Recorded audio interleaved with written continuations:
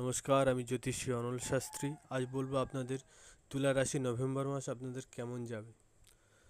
শরীর স্বাস্থ্য ভালো যাবে না, পেটের সমস্যা, বাবা মায়ের সাথে সম্পর্ক খারাপের দিকে ক্রমশগত এগোবে, শত্রুতা বৃদ্ধি হবে, স্বামী স্ত্রীর মধ্যে সম্পর্কে অশান্তি বৃদ্ধি পাবে, মানসিক অস্থিরতা, কোনো কিছু ডিসিশন নিতে গেলে সমস্যা, যাদের টাকা দীর্ঘদিনে আটকে ছিল তাদের টাকা ফিরে পাওয়ার যোগ রয়েছে, আর্থিক দিকটা ভালো যাবে, তুলা রাশি প্রাপ্তির যোগ রয়েছে এ মাসে আপনাদের।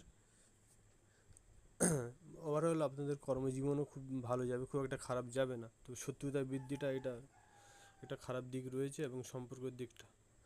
আর যদি 2026 সালটা আপনাদের কেমন যাবে জানতে হলে অবশ্যই চোখ রাখুন, খুব তাড়াতাড়ি বড় ভিডিও আসছে। অবশ্যই লাইক সাবস্ক্রাইব করবেন। সবাই ভালো থাকবেন, সুস্থ থাকবেন। ধন্যবাদ। জয় মা তারা।